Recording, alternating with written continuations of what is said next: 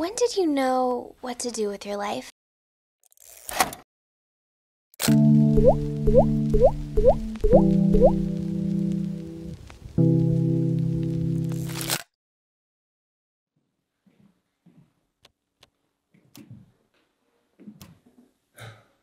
Everybody knows the Lofi Girl. This girl. Very large channel here on YouTube, nearly 11 million subscribers. Almost 700 million views. They pull in millions of views every single month. You can't escape her. She's literally everywhere you look. Who is this girl? Why is she endlessly studying, and where does she come from? Will she ever finish her task? You've probably heard of Lofi Girl. But more importantly, how did a YouTube channel become the cornerstone for a large portion of youth culture? In just over 5 years, an internet meme turned into a community of millions. Kids from all around the world look at it as an icon of dedication and solace. But why? Yeah, I mean, a lot of people like that because they like what they see as the authenticity of it. The Girl Studying is about never giving up. We're trying to invoke some kind of nostalgia in you. So, what the hell is lo-fi? Okay, here we go. Draper. Get your eyes on us.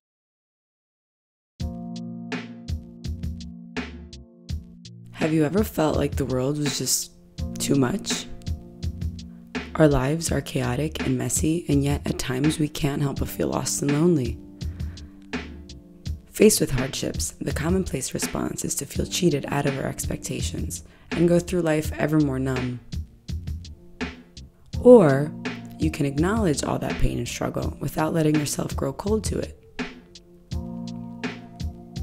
Well, if you've scouted the web long enough, chances are you've probably stumbled upon a young girl committed to studying 24/7. Scratch that. The Lofi Girl is the princess of internet lore. A truthful representation of an unsatisfied generation constantly trying to prove to herself that she can do it, that she is worth it.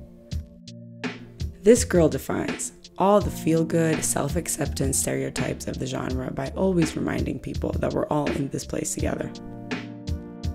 We may find comfort in our shared experiences, our letdowns and failures, and there are safe places to vent about it, but it's never okay to let go. Your future and your goals are always worth fighting for, and inspiration is just one YouTube channel away.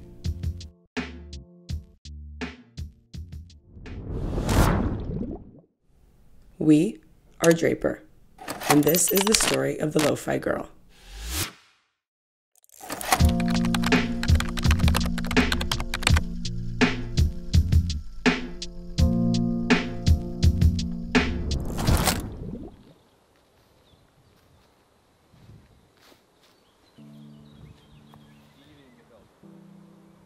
Long before Korea came along with Squid Game, Parasite and BTS dominating charts and award shows, Japan was making waves as the influential outlier in a conformist society. Whether it was fashion or gaming or animation, Japanese aesthetics took over Western culture by quickly becoming a highly sought-after inspiration for the upper echelon of the creative world. Japan adopted and perfected a number of well-known American tropes like the Americana style, which was a synthesis of American traditional and Japanese vision. This back and forth between contrasting yet complementary styles defined the postmodern attitude and introduced us to new concepts like Kaizen, which is a fine word that perfectly describes the idea of continuous improvement. The Kaizen ethos was heavily endorsed in the 80s thanks to the Japanese economic boom and the birth of lean production philosophies.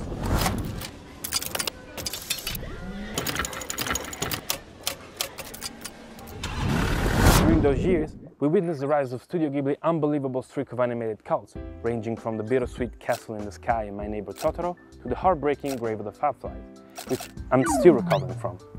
In 1995, Studio Ghibli released Whisper of the Heart, its 9th studio movie directed by Yoshifumi Kondo, whom many consider to be the heir apparent to Hayao Miyazaki.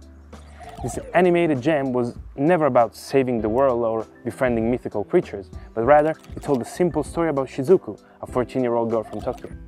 Like many other kids before her, Shizuku spends most of her youth trying to figure out what she really wants to do with her life.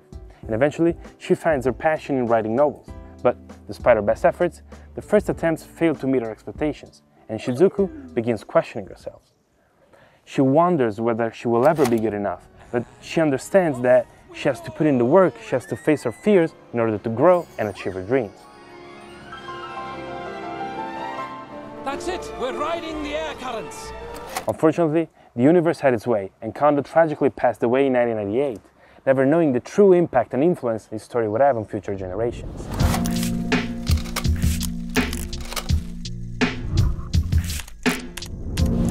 In 2017, 22 years after the movie first came out, from the suburb of Paris, a guy named Dimitri launched the streaming channel Chill Cow.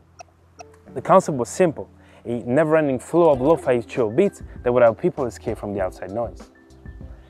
Again, with a simple and rudimental approach, the visual of choice to go along with the stream was a simple gift of studying Shizuku. That's great that you know what you want to do with your life. I don't have a clue what I want to do with mine. I just waste time writing corny lyrics. I know what I want to do, but I don't know if I'll get to do it. I fight with my parents about it every day. Even if I get to go, it doesn't mean that I'll be any good at it. I'll just have to do my best and find out.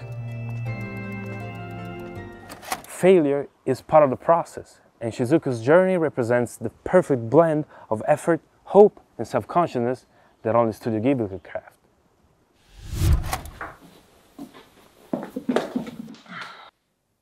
So, what the hell is lo-fi?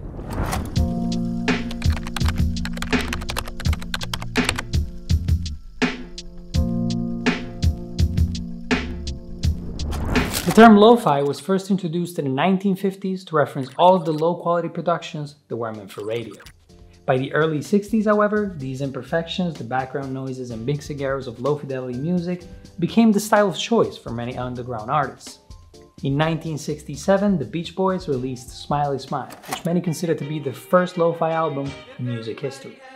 But the genre remained relatively out of the limelight until the early 2000s, when two artists born on the same day on opposite sides of the world decided to change music forever. I think the whole anime side of the lo-fi hip-hop nowadays is way more as a direct, kind of flow from new genres. Then obviously we can't forget Jade as well. Both Jade and Nujabes passed away a long time ago, but their contribution to lo-fi and hip-hop music will live on forever. They flipped the flaws and imperfection of the genre to their advantage by integrating soulful drums, jazz samples, and bossa nova melodies, thus establishing the melancholic tone that has become synonymous with lo-fi music. Dill and Nujabes were also responsible for creating the artistic connections between music and animation that helped bring lo-fi music onto the mainstream scene. See, in 2003, Adult Swim began airing a series of quirky bumper ads in between shows. These brief skits, often a snarky short text on black background, were matched with relaxing beats from the likes of MF Doom, Flying Lotus, and of course, J Dilla.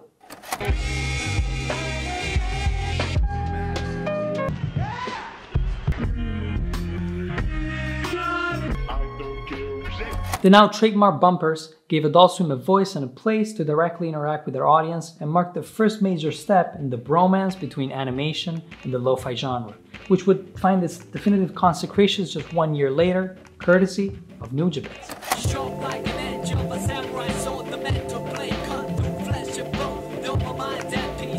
In 2004, director Shinichiro Watanabe, the legendary creator of the anime series Cowboy Bebop, hired Nujabes to produce the soundtrack for Samurai Champloo, another masterpiece that merged samurai culture with hip-hop vibes. The late Japanese producer teamed up with North American beatmaker Fat John to create the blueprint for lo-fi aesthetics, and Samurai Champloo, like Cowboy Bebop before it, went on to become a staple in the anime genre. Draper, get your eyes on us.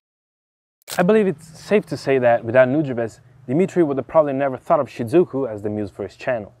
This unique match between music and anime, along with the deep values celebrated by Studio Ghibli, allowed Dimitri to hit right at the hearts of kids and students. They are the only ones that can truly relate to it, and maybe there's a connection between today's kids and 90s Japanese youth. See, a large part of Japanese culture and storytelling from the time was shaped by the tragic events of Hiroshima and Nagasaki, including the founders of Studio Ghibli themselves, who were forced to react and face their nightmares in the wake of the dramatic post-atomic aftermath, telling their stories as truthfully and as carefully as possible. The West didn't have to endure this level of pain, but in recent years, people, and kids especially, started to experience a great sense of detachment from convention imposed by society.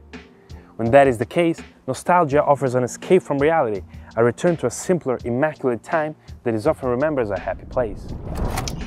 In the past, I've done a lot of work because my original area of research was in stress and anxiety. So I was very interested in how music affects people's ability to relax. Music can have a very powerful effect on people, but the music which has the best effect on you in terms of your relaxation will very much depend on your personal preferences to music. A lot of people are very fond of folk music, or in America, country music, because it brings back memories of some kind of a past, distant state, and we always think the past is happier than the present. We tend to look back on our childhood years as being safe and secure, in most cases, obviously.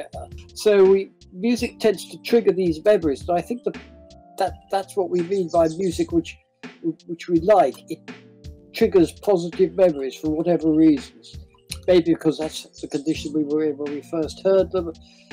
Maybe we were in love, or we were excited by a new job, or whatever. But that is the memory which is re-encoded by the music. Nostalgia is the pillar of lo-fi music. The music we listen to when we are younger lays the foundation for our future musical preferences, and it's the cornerstone of our growth as human beings. Perhaps this is precisely why, whenever we listen to vinyl noise or see cartoon scenes with these image disturbances typical of the old VHS, we immediately go back to the times when life was easier. We live with our parents and nothing could really hurt us. For example, the heavy usage of Simpsons frames in lo-fi streams tells a lot about the nostalgia effect. For millennials and Gen Z, The Simpsons represented the ultimate comfort zone of our childhood, and a mental safe zone where we seek reassurance from the past. What we're looking for now is authenticity in music. People like the authenticity of actually listening to wind instruments or timpani or percussion or whatever. They actually like that feeling. If it's not completely perfect, then it somehow adds an air of authenticity. It really depends what you expect. Expectation is very important with music, I think. Whether you're looking at something or hearing something or smelling something or touching something, they're all electrical signals which are generated by the senses in the various sensory organs. So, you know, we've got to realize that it's all kind of one signal, and the only thing that makes a difference is what memories, what emotional responses that particular piece of music evokes. But do you see what I mean? So it's all just how the brain is processing that signal is rather more important in some ways, it sounds bizarre, than what the signal is. It's what your brain wants to hear, in a sense. Lo-fi music caught the attention of students not because of their role in society, but more so because of the generational and cultural context that they live in. Indeed, lo-fi provides a dedicated, tender space to an entire generation of students looking for a quiet place to focus on their project, without having to worry about outside interference. Thanks to the chill beats, people are able to generate a concrete virtual space and just go with the flow of music and pursue they go, whatever they may be. If you live in a very noisy environment, if you're living in a city, then music will actually help to blanket out the other noises. So you've got a constant source of noise, but it's noise which is familiar to you, not noise of cars hooting their horns in the streets or whatever. We know what we like to know. We like to know what we already know. And so I think music which is familiar to you has this kind of unchanging quality. So what I'm saying, when it comes to music, we're able to tune into the music and then tune out of, as you were saying, everything else in our environment which might disturb or upset us or frighten us. Perhaps it is because of this common condition that Dimitri was able to connect so viscerally with Shizuku. Sadly, Studio Ghibli had other plans, and in July 2017 issued a copyright strike against Chilled Cow, forcing Dimitri to shut down the channel. But this hiccup didn't hamper Dimitri's plan. Instead, the strike gave him a chance to work on his vision and evolve the project, this time developing a proprietary identity to carry forward his gentle message.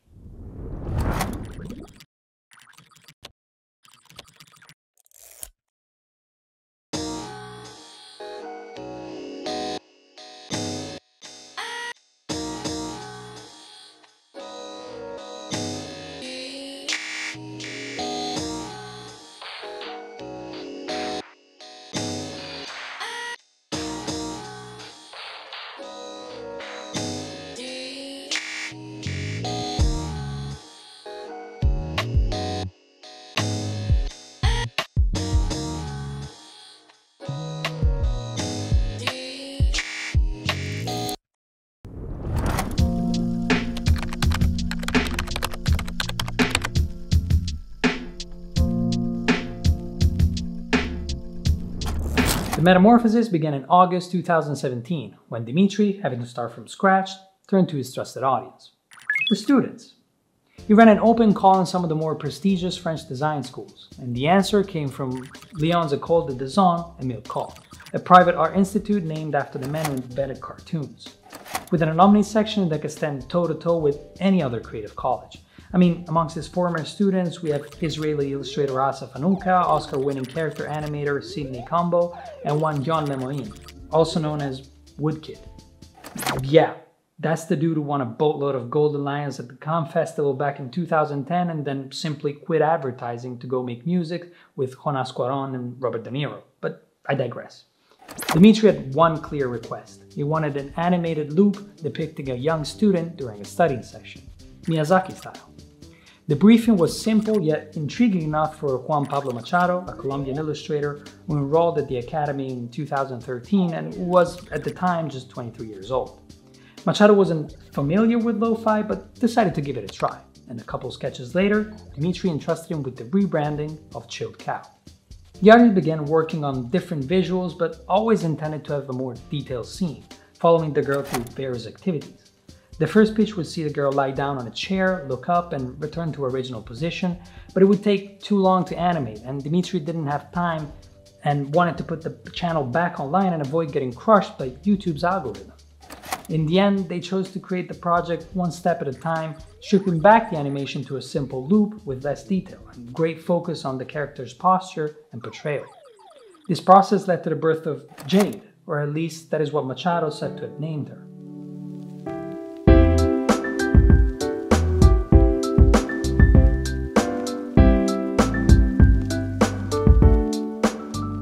By simply looking at her posture and room style, you don't have to be a design expert to grasp at the spiritual connection to the Ghibli world and Whisper of the Heart. Everything looks and feels like a direct callback to her original face, but we'll give it a pass this time, as it was crucial for Dimitri to build on the continuity with the original inspiration. I mean, Jade is to the current generation what Shizuku was to the 90s kids in Japan. The visuals just needed a little fine-tuning to truly represent the evolution. And that's also why Machado kept coming back to animation and adding new elements. With time, the details in the room got richer, the animation got smoother, and from outside the window, the cozy background of Croix-Rousse and Bon Pasteur Church paid homage to the city that welcomed Machado during his studies. Jade can now change outfits according to the season, but it's the essence of that original 80-second animated loop that's so clean and ubiquitous that made Lo-Fi Girl the uber-relevant cultural icon it is today. And look, I know it's hard to pinpoint the exact meaning of cultural icon, so we'll just give you a few examples. Adult Swim created a Rick and Morty lo-fi playlist as a tribute to Jade. On YouTube, you can find unofficial versions of BoJack Horseman, Steven Universe, Adventure Time, and Star Wars, just to name a few. Fans of the community adapted and localized Jade in various countries, each with its own art style. The stream inspired popular games like Kind Words and Virtual Cottage. Of course, it became a popular meme on social media. Also, of course, it became a cosplay trend. Parallel streams were created sampling political speeches, and Disney straight up ripped the animation and created mini lo-fi playlists. Look, I could go on and on, but there's no denying Jade's relevance. The lo-fi movement finally had its most complete representation, a face of the company, so to speak, that would define the tremendous growth of Chilled Cow and lo-fi music in general. By late 2018, more than 6 million people were subscribed to Chilled Cow's channel, largely thanks to Machado's illustration. The project also helped launch his career and establish him as one of the more intriguing young designers in the European landscape. And look, maybe Machado stopped thinking about Jade after a while, but it's time we give him his flowers and acknowledge him as one of the most key players in lo-fi history.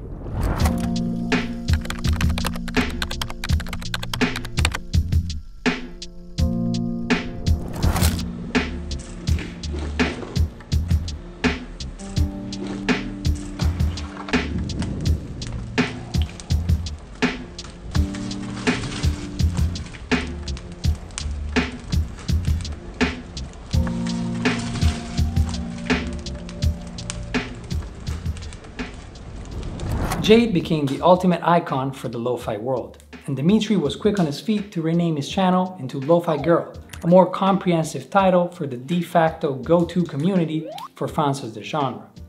That is, despite the fact that, and this is not a knock on Dimitri, Chill Cow wasn't the first lo-fi streaming channel.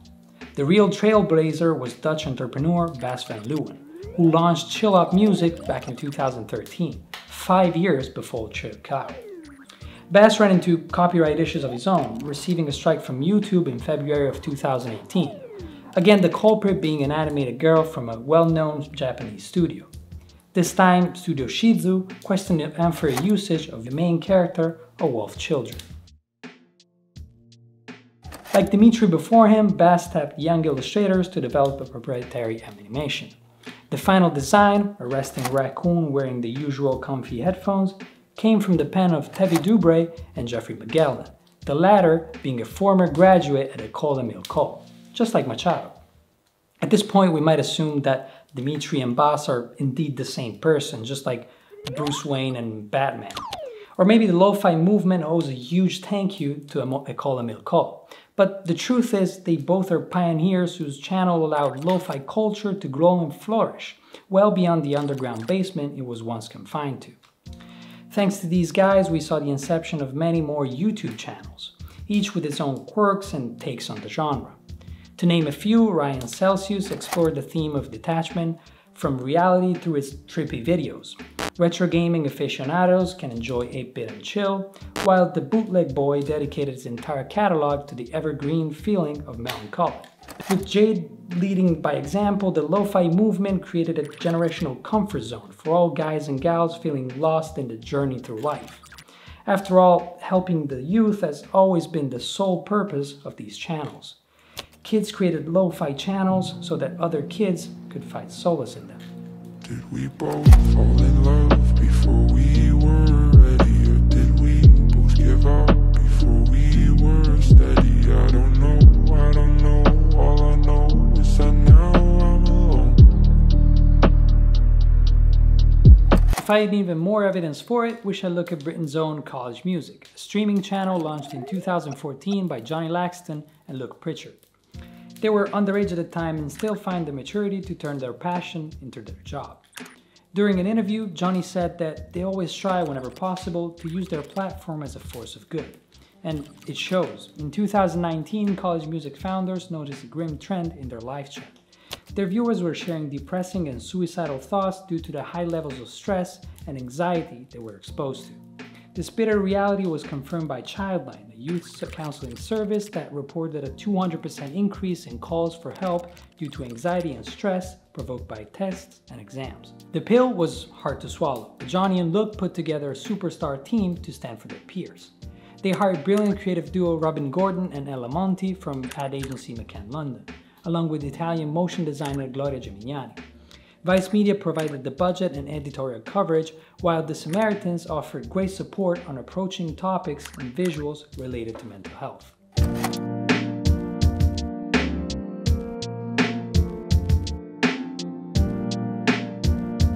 After 19,406 hours of streaming, College Music broke the loop by removing their version of The Studying Girl from the frame. The room was empty, with only a little note left by the girl saying that she would take some time off to focus on her mental health. Viewers could click on a link to learn more about the subject and be catapulted into a familiar setting. And yeah, we noticed obviously that mostly students were watching those videos, and within those live chats and comment sections, there was a worrying trend of like these students sharing their suicide thoughts, their depression, and we were just like, hang on, there's something we can do with this character, it needs to be done. And we also didn't want to just do it for a charity like Samaritans. We thought if it comes from a brand like Vice, that then, you know, they may be, the students may be more receptive to the message. We wanted College Music to be on board as much as Vice and us. Like, it was like everyone played their part. But what they told me at first was, you know, so basically we're thinking of killing this girl. You know, it sounds crazy at first. We were like, maybe she kills herself. Do you know what I mean? Maybe we actually kill the character off and do something very, very shocking. At first, nothing seemed off. The new scene shows the study girl taking notes like she's always done. Suddenly, however, something cracks. The music stops and the girl, torn by anxiety, begins weeping. The cry is hard to listen to, so full of anguish and despair, leading study girl to pull out a knife and point it at her own heart.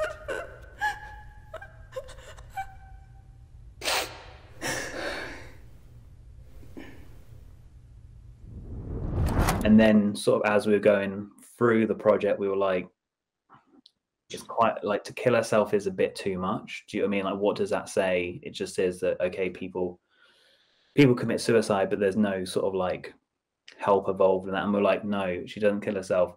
She goes through the progression of, you know, being depressed, wanting to consider suicide, but maybe she gets help. How can we get her help? And it has to be a way of suicide that is kind of believable but not too achievable. It's exactly. Very, very interesting.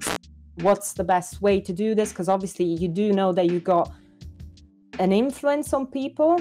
And yeah, like I was saying before, we collaborated with Samaritans to make sure that the messaging was right. Stuff like pills, like we couldn't do anything like that because it's too easy to access pills and overdose, so that was ruled out. Then stuff like guns, where it was like, well, in the UK it's not that believable, but also it was too controversial for like places like the States. So yeah, it's very like, you know, we went for that kind of harakiri, like knife stabbing, which realistically it's really hard for someone to do. Thankfully, after what felt like an eternity, the girl drops the knife. The screen fades to black and the comforting voice fills the empty space. Although it can feel very intense, it's important to remember these feelings will pass. To find out what helped Study Girl and may help you, click on the link in the description. And it was quite interesting going from sort of the extreme to actually how can we carve a narrative that is subtle and does help in the end. Yeah, a long back and forth between us and Samaritans just to sort of craft the right thing. And they were really helpful to shape, like you said, the visual, but also the messaging of how we can, you know, turn it. And it's not about, you know, just like trying to kill yourself, but it's about seeking help. A tremendous editorial effort by Vice was the icing on the cake for the Lo-Fi Beats Suicide Initiative, with a thorough guide on how to deal with mental health issues filled with tips, resources, and numbers to call for those who seek assistance. Despite the excruciating emotions it created, the project was a massive success for the community, touching the souls of everybody involved. I was quite impressed. I mean, when I saw this video that kind of, you know, shows the case study and everything, I think that really like gave me a proof that this stuff actually does things, you know. And I mean, live was amazing. Like seeing it happen live and the responses that people were writing and reacting to, that was surreal. And you're like, oh shit, this has actually helped people. It felt quite deep because I think it was like maybe the one tangible time that we felt like we actually did something helpful with our, you know, like ideas. Yeah, it's been a privilege really of being involved in this. 1 in 5 people who watched the video went to seek help, or like Robin and Ella would say, 1 in 5 who needed help got the help they needed. And for once, advertising really did save lives.